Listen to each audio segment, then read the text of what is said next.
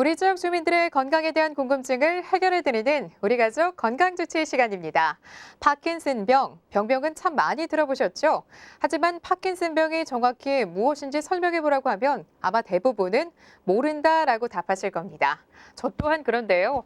그래서 오늘 여러분이 잘 모르시는 파킨슨병의 모든 것을 알려드리려고 합니다. 이 병은 어떠한 병이고 또 어떤 증상을 보이는지 지금부터 자세히 살펴볼 테니까요. 오늘도 끝까지 함께 해주시고요. 또 방송 보시다가 궁금한 점 있으신 분들은 지금 바로 저희에게 연락 주시면 전문의가 여러분의 고민을 실시간으로 상담해드리겠습니다. 그럼 오늘의 주치 소개해드릴게요. 명지병원 신경과 엄관희 교수님 모셨습니다. 교수님 안녕하세요. 안녕하세요. 예, 먼저 가장 기본적인 질문이죠. 이 파킨슨병, 대체 어떤 병이길래 이 파킨슨병이라고 하는 건가요? 파킨슨병은 알츠하이머병과 더불어 가장 대표적인 신경퇴행성 뇌질환이라고 하는데 파킨슨병은 그 알츠하이머병과는 달리 주로 운동 증상을 나타내는 질환입니다. 네. 정상인도 나이가 들면은 피부에 노화가 생기고 주름이 지고 기미가 생기듯이 뇌도 나이가 들에 따라서 노화 현상을 겪게 되는데 파킨슨병은 정상인이 겪는 노화에 비해서 네. 훨씬 더 빨리 노화가 되는 질환인데 그 중에서 운동 기능과 관련돼 있는 부위의 뇌가 선택적으로 빨리 노화가 되기 때문에 운동 완서, 움직임이 느려진다던가 진폭이 작아진다던가 떨림이라던가 온몸이 굳는다던가 그리고 보행 장애가 생기는 이런 질환이라고 할 수 있겠습니다. 네. 이 행동이 느리다거나 굉장히 힘이 없다. 노화가 되면 될수록 생겨날 수 있는 증상인 것 같아요. 네. 이러한 증상들을 파킨슨 증상이라고 제가 알고 있거든요. 그러면 이러한 파킨슨 증상이 있으면 모두 다 파킨슨 병이라고 할 수 있는 건가요? 방금 말씀드린 몇 가지 운동 증상들, 운동 완서, 떨림, 경직, 그리고 보행 장애를 합쳐서 네. 뭉뚱그려서 파킨슨 증상이라고 하고요. 예. 파킨슨 증상을 일으킬 수 있는 병들이 여러 가지가 있는데 그중에서 가장 대표적인 질환이 파킨슨 병이 되겠습니다.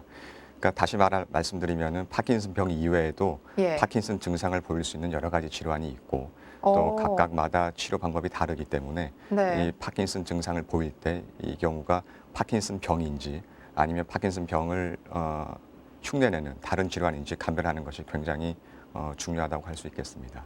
네. 그렇다면 이쯤에서 이제 궁금해지는 게요. 이 파킨슨 병은 대체 왜 발생하는 걸까요?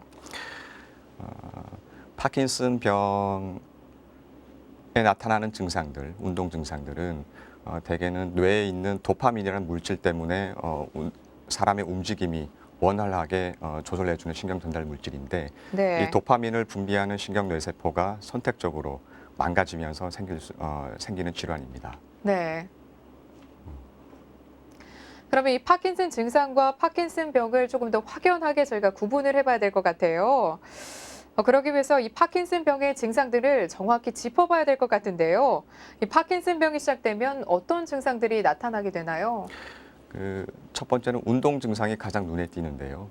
그 중에서 운동 완서라고 하는 증상은 움직임의 진폭이 작아지고 그리고 움직임의 속도가 느려지는 증상입니다. 네. 예를 들어서 걸음을 걸을 때 정상인은 본인이 인지하지 못한 상태에서도 팔을 흔들고 일정한 보폭을 유지하게 되는데 이 운동 완서 증상이 있으면은 그 팔을 흔드는 폭이 줄어들게 되고 그래서 본인도 모르게 팔을 안 흔들고 걷게 되는 모습을 보이고요. 네. 그리고 보폭도 점점 줄어들기 때문에 다른 사람이 봤을 때는 종종 걸음을 걷는다라는 얘기를 듣게 되죠. 이런 증상을 운동 완서라고 하지만 네. 이 외에도 얼굴에 표정이 없어지는 무표정해지는 증상이 생길 수도 있고 네. 글씨를 쓸 때 글씨가 예전에 비해서 점점 작아지고 또 쓰는 와중에도 첫 번째 글씨를 쓸 때하고 나중 글씨를 쓸 때 첫 번째 글씨에 비해서 글씨체가 확연히 작아지는 그런 증상이 생길 수도 있습니다. 그 네. 이외에도 경직 증상이 생기는데 예. 이는 의사가 직접 진찰을 해봤을 때 환자의 관절을 움직여 봤을 때 정상인에 비해서 저항감이 확연히 느껴지는 그래서 몸이 뻣뻣해진다라고 표현하는 증상을 경직 증상이라고 하고요. 예. 그다음에 떨림 증상이 나타날 수가 있는데 네. 파킨슨병에서 떨림은 특징적으로 안정시 떨림이라고 합니다. 보통 일반적인 분들이 글씨를 쓰거나 찻잔을 들고 있는다거나 이럴 때도 떨릴 수가 있는데 네. 파킨슨병에서는 이러한 떨림이 아니라 예를 들어서 소파에서 편안하게 TV를 보고 있을 때 그때 손이 떨린다던가 그러니까 손으로 뭔가를 하지 않는 상태에서 안정을 취하고 있는 상태에서 생기는 떨림이라고 해서 안정시 떨림이라고 하는데요. 예. 파킨슨병에서는 이런 움직일 때 또는 어떤 특정 자세를 취하고 있을 때 생기는 떨림이 아니고 예. 가만히 있을 때, 쉬고 있을 때 생기는 안정시 떨림이 굉장히 특징적이죠. 그 이외에도 자세가 구부정해지고 어깨가 움츠러들고 등이 앞으로 굽는 그런 자세 이상이 보일 수도 있고요. 이러한 증상들이 가장 대표적인 증상이라고 할 수 있겠습니다. 예. 지금 파킨슨병의 증상에 대해서 이야기를 계속 해주셨는데요. 그럼 이 조금 전 말씀해주신 파킨슨병의 증상을요, 임상 단계 분류로 나눠보면 어떨까요? 준비된 화면을 보시면서 설명 부탁드릴게요. 파킨슨병은 서서히 진행하는 병이기 때문에 단계가 다섯 단계로 나눠 볼 수 있습니다. 첫 번째 단계는 방금 말씀드린 그런 운동 완서, 떨림, 경직 이런 증상이 한쪽 팔다리에만 생기는 단계를 1단계라고 하고요. 이 증상이 시간이 지남에 따라서 반대쪽 팔다리로 넘어오는 단계를 2단계라고 합니다. 네. 이 증상이 점점 심해지면서 걸음걸이가 힘들어지고 중심 잡기가 힘들어져서 자꾸 넘어지는 그런 단계가 3단계가 되고요. 3단계까지는 특별히 다른 사람의 도움 없이도 일상생활을 하는 데는 큰 지장이 없습니다. 네. 근데 이 단계를 지나가면서 다른 사람의 도움이 없이는 일상생활이 힘들어지는 단계가 오는데 그 단계가 4단계고요. 5단계는 휠체어나 침대에서 계속 누워 지내시는 그래서 굉장히 일상생활 하는 게 거의 불가능한 상태를 5단계라고 부르고 있습니다. 네. 여러분은 지금 생방송 CNN과 함께하고 계십니다. 오늘은 파킨슨병에 대해서 다양한 이야기 나눠보고 있는데요. 이와 관련해서 궁금한 점이 있으신 분들은 010-8419-1110으로 지금 바로 문자나 전화 주세요. 전문의가 여러분의 고민을 실시간으로 상담해드립니다. 그럼 이렇게 다양한 증상이 있다 보니까요, 이 증상만으로는 파킨슨병이다라고 확신을 할 수가 없을 것 같아요. 예, 그렇다면 정확한 검사를 통한 진단이 굉장히 필수가 아닐까 싶은데 어떠한 검사들을 저희가 받아야 할까요? 파킨슨병을 보일 수 있는 여러 가지 다른 질환들이 많기 때문에 먼저 다른 질환이 아닌가 의심을 하고 검사를 해야 됩니다. 예를 들어서 간이 안 좋으신 분들은 간경화가 진행하면서 오랜 시간이 지나면 꼭 파킨슨병 환자분들처럼 움직임이 느려지고 네. 떨림이 생길 수가 있거든요.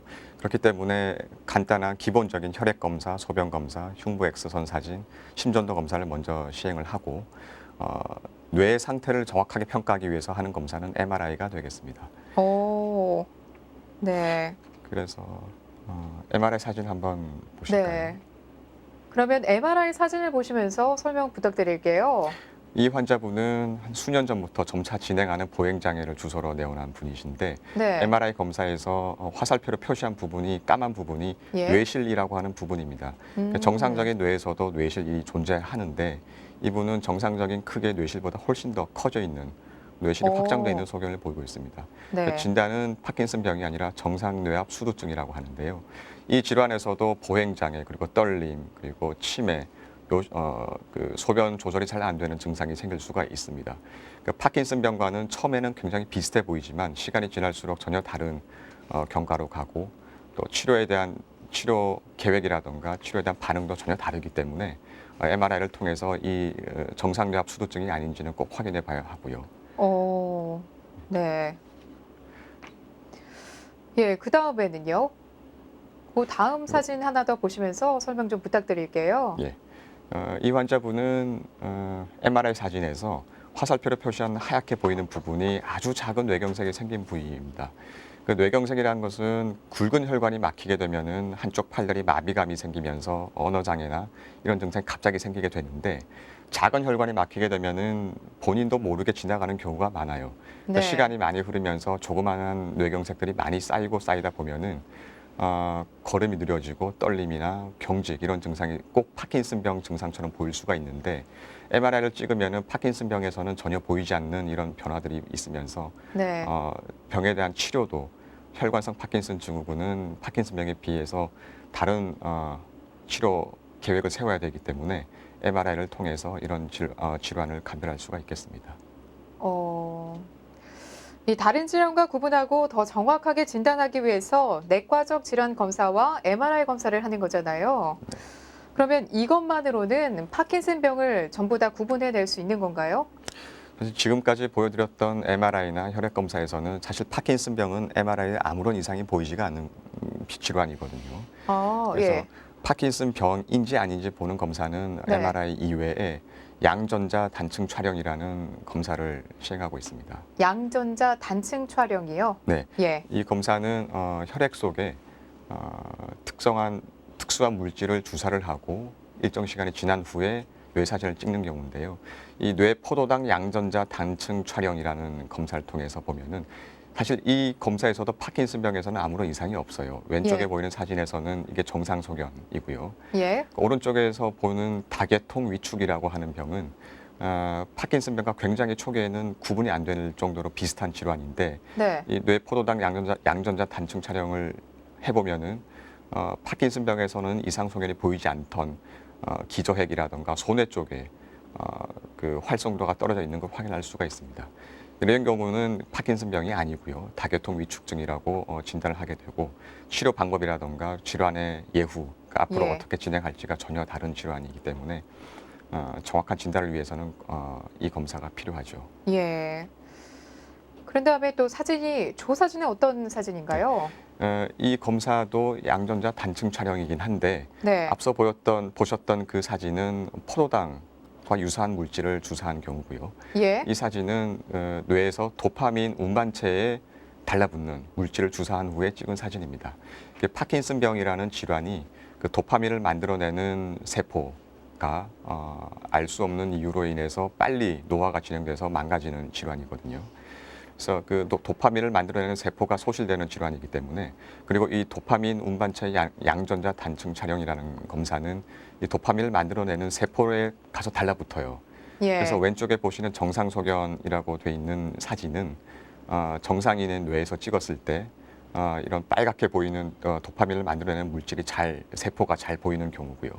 오른쪽에 보시는 파킨슨병 환자의 사진의 경우는 빨갛게 보여야 되는 부분이 녹색으로 변해 있어요. 녹색으로 네. 변해 있는 부분은 활성도가 떨어져 있다는 뜻이거든요. 오.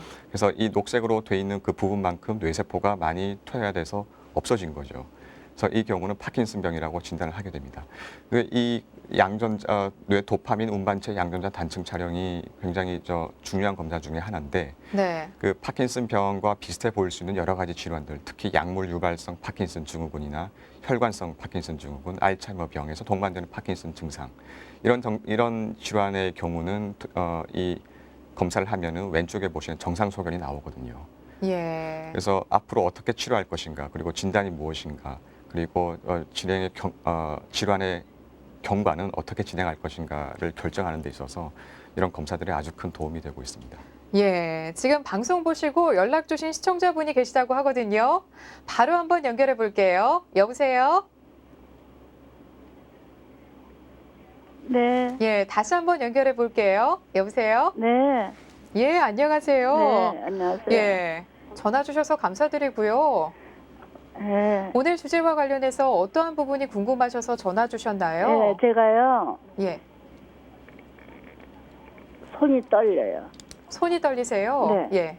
바른 손이 떨려요. 이렇게 책을 들면은 네. 바들바들 어떤 땐 떨리고 어떤 땐 좀 괜찮고 그래요. 예. 그래서 전화드렸어요. 오. 지금 네. 전화 주신 분께서요. 시청자분께서 손이 조금 떨리신데요. 음. 예. 네, 사실 제 외래에서 가장 많이 외래를 방문하는 이유 중에 하나가 손떨림인데요.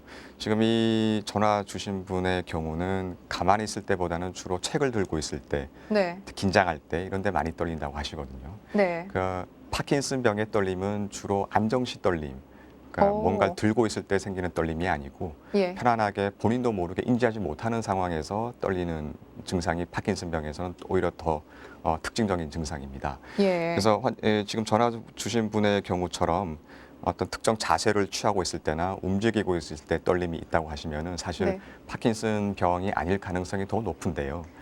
다행이에요. 네. 근데 파킨슨병이라고 하는 게 이런 안정시 떨림이 잘 나타나긴 하지만 없는 경우도 있거든요.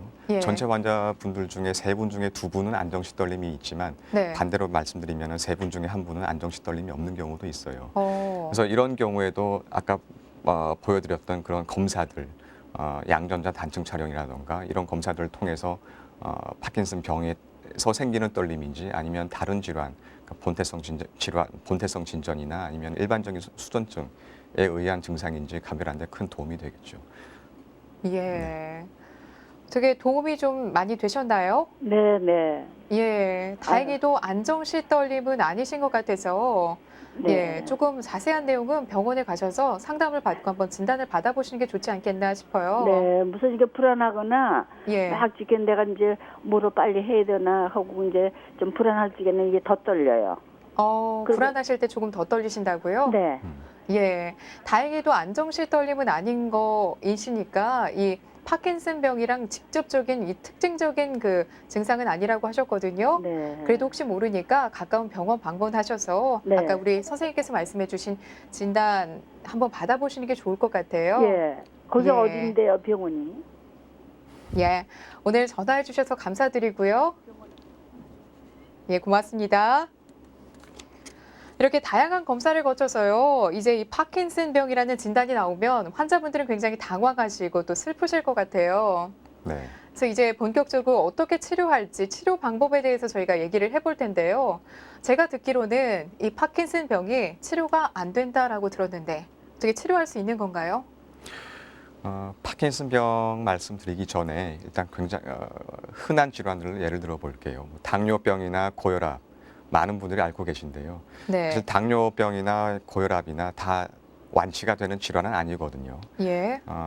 당뇨약이나 혈압약을 복용하시면서 적절한 혈압 그리고 적절한 혈당을 유지하면서 큰 문제가 생기지 않도록 예방하고 지내시는 병인데 파킨슨병도 똑같다고 이해하시면 됩니다. 그 낫는 병은 아니고요. 낫는 예. 병은 아직까지는 완치를 할 수 있는 방법은 없습니다. 예. 하지만 그 지내시는 동안에 파킨슨병에 의한 여러 가지 증상들, 떨림, 운동 완서, 보행장애 이런 것들 때문에 많이 괴로우실 텐데요. 약물 치료를 통해서 이런 증상들을 많이 도와줄 수가 있어요. 그 이외에도 약물 치료 이외에도 물리 치료나 수술적 치료 방법이 있고요. 예. 각각의 치료 방법은 환자분들한테 다 일괄적으로 이 치료가 다 좋다라는 건 아닙니다. 이 환자분한테는 약물 치료, 이 환자분한테는 수술적 치료, 각각의 다 그 장단점이 있는 치료이긴 하지만 그래도 가장 기본적인 대표적인 치료는 약물 치료고요. 예. 약물 치료만으로도 많은 분들이 큰 불편함을 겪지 않으시면서 삶의 질을 유지할 수가 있습니다. 이 파킨슨병의 치료법 중 마지막에 얘기해 주신 수술적 치료 방법이요. 굉장히 나이 드신 분일수록 이 수술하고 난 후에 이 회복이 굉장히 더디잖아요. 그러다 보니 이 수술에 굉장히 두려움이 많으신 분들이 있거든요. 네. 그런데 이 수술적 치료는 또 어떤 때 하게 되고 어느 정도의 효과를 거둘 수 있는 건가요? 그 파킨슨병에 있다고 해서 다 수술적 치료의 대상이 되는 건 아니고요. 예. 일단 진단이 파킨슨병이냐 아니면 파킨슨 증상을 흉내내는 다른 질환이 아니냐를 확실히 해야 됩니다. 네. 왜냐하면 파킨슨병이 아닌 경우에는 수술을 한다 하더라도 효과가 뚜렷하지 않기 때문에 일단 파킨슨병이 확실해야 하고요. 그리고 파킨슨병 중에서 그 약물 치료를 하지 않고 수술적 치료를 바로 들어가는 경우는 없습니다. 예. 약물 치료를 하면서 약물 치료로 해결하지 못하는 부분을 수술적 치료에서 이제 도움을 받을 수가 있는데 그 약물 치료를 5년, 10년 이상 하다 보면은 그 약물이 오르고 내리는 걸 환자분들이 느끼시거든요. 약물이 있을 때는 약물이 몸에 느낌이 있을 때는 운동 증상이 많이 좋아지는데 예. 그 약물이 과할 경우에는 이상 운동 증상이라던가 약물이 부족할 때는 온몸이 굳어서 힘들어지는 증상이 하루에도 서너 차례 계속 반복하게 됩니다. 이런 경우에 수술적 치료를 할 경우에는 약물이 오르고 내림이 없어지고 하루 종일 일정한 정도의 파킨슨 증상 조절을 기대할 수가 있는데 네. 단 여기서 주의하실 점은 약물 치료도 오를 수 있는 그 가장 좋은 상태보다 수술적 치료를 한다고 해서 더 올라가지는 않아요. 그러니까 수술적 치료라고 해서 뭔가 지금보다 더 좋겠지라고 기대하시는 거는 아직까지는 네. 무리고요. 예. 약물 치료에서 가장 좋은 상태를 그 시간을 좀 늘려준다. 그런 의미가 있겠죠. 물론 수술적 치료라는 게 뇌의 특정 부위에 전극을 심어 놓고 그 전극에 전류를 흘려줌으로써 그 뇌가 이상 신호를 주고받는 그 회로를 정상화시켜주는 역할을 하는 수술인데 네. 다른 뇌 질환 수술에 비해서는 사실 회복 기간이 길다거나 합병증이 예. 많다거나 하지는 않아요. 예. 근데 수술하고 나서 사후 관리가 굉장히 중요하기 때문에 한 번으로 끝나는 것이 아니고 계속 지속적으로 전류의 색이라든가 주파수라든가 이런 걸 조절을 해야 되고 또 염증이 생기지 않도록 관리를 해야 되는 게 쉬운 건 아니기 때문에 예. 수술적 치료는 굉장히 전문가와 오랜 시간 동안 상담을 하신 후에 결정을 하시는 게 맞겠습니다. 예. 지금부터는 이 파킨슨병에 관한 일반적인 궁금증에 대해서 저희가 풀어볼 텐데요. 이 파킨슨병은 퇴행성 질환 중 하나로 노인에게 발생하기 쉽다라고 하셨잖아요. 네. 예, 젊은 나이에는 그럼 걱정하지 않아도 되는 질병인 건가요?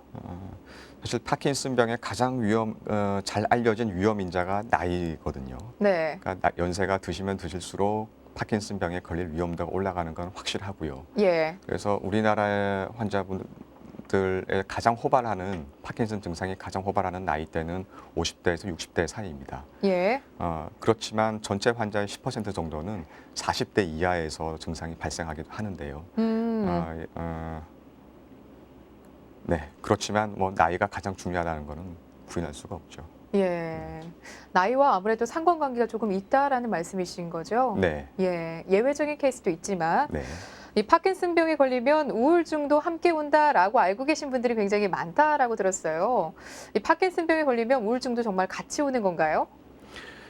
파킨슨병을 앓으시면 여러 가지 문제가 생기잖아요. 네. 예를 들어서 좋아하시는 등산도 하기 힘들어지고 움직임이 힘들어지니까 여러 가지 요인에 의해서 우울증이 생길 수도 있는데 그 중에 하나가 질환 때문에 잘 못 움직이면서 삶의 질이 저하되면서 생기는 우울증도 있겠지만 예. 파킨슨병 이 자체가 아까 말씀드린 대로 신경 전달 물질 그중에서 도파민이라는 물질이 부족해서 생기는 질환인데 이 도파민이라는 물질이 그 뇌에서 분비되면서 어떤 행복감과도 관련이 있다라는 얘기가 있거든요. 네. 그래서 이 도파민이 감소하면은 운동 증상도 생기지만 분명히 기분에도 영향을 미칠 거라고 예상을 할 수가 있고요. 그래서 우울증이 전체 파킨슨 환자분들 중에서 우울증이 전체 한 3분의 1 정도로 알려져 있고 예. 또 파킨슨병을 진단받기 전에 이미 우울증이 오신 분들이 꽤 많아요. 예. 그래서 그 파킨슨병을 진단받기 전에 우울증 진단 받으시고 그 이후에 파킨슨병이 생기는 경우도 종종 있고요. 예. 그럼 우울증과도 조금 관련이 있다라는 얘기를 해주셨어요. 네. 예. 이 파킨슨병의 약물 치료를 할 때요, 망막에 손상이 될 수도 있다라고 하던데 정말인가요? 망막이라고 하면 그 안구에서 안구 뒤편에 있는 사진기에 비유를 하자면 필름 같은 역할을 하는 부위인데 파킨슨병 자체 또는 가 망막에 영향을 미친다는 연구 결과는 조금 있어요. 그러니까 네. 파킨슨병이 아닌 분들하고 파킨슨병 환자분들을 대상으로 망막의 두께를 비교해 보면 파킨슨병 환자분들이 정상인들에 비해서 약간 얇아져 있긴 하지만 네. 이게 그 어떤 시력이라던가 시야에 큰 문제를 줄 정도는 아니고요. 특히 또 약물 치료하고 관련해서는 약물 치료를 한다고 해서 망막에 더 문제가 생기는 건 아닙니다. 그러니까 약물 치료하고 망막은 관련이 없다는 게 지금까지는 정설이고요. 예. 대신에 망막이 아니라 안구 앞편에서 있는 그 문제가 생길 수 있는 녹내장이 있는데 네. 전체 녹내장 환자분들 중에 일부 환자분들이 예. 그 파킨슨 병을 치료하는 약물을 복용하시면은 녹내장이 조금 더 심해지는 경우가 드물지만 있긴 있어요. 그래서 파킨슨병 환자분들 중에서 약물 치료를 하시는 경우라면은 이 점에 대해서 꼭 전문가와 상의를 하시는 게 안전할 것 같습니다. 예.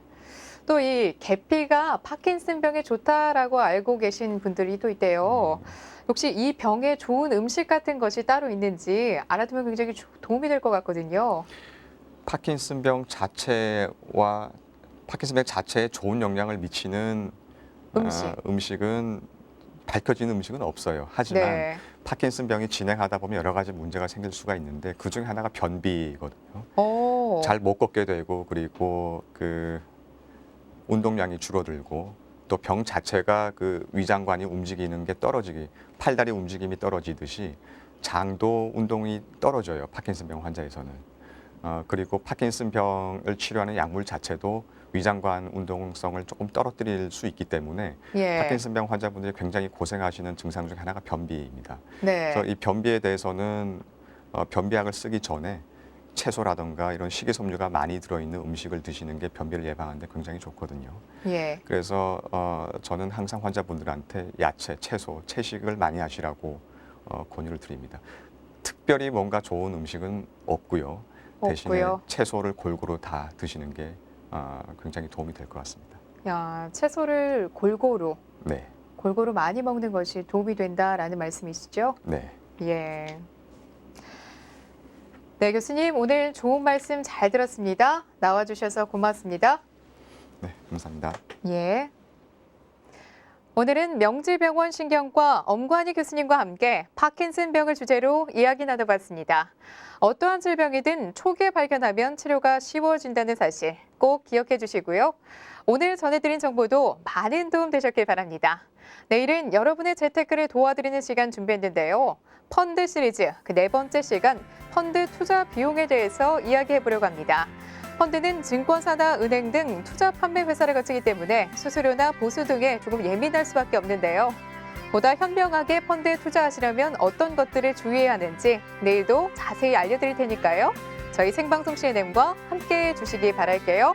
저는 내일 다시 알찬 소식 들고 찾아오겠습니다. 시청해주신 여러분 고맙습니다.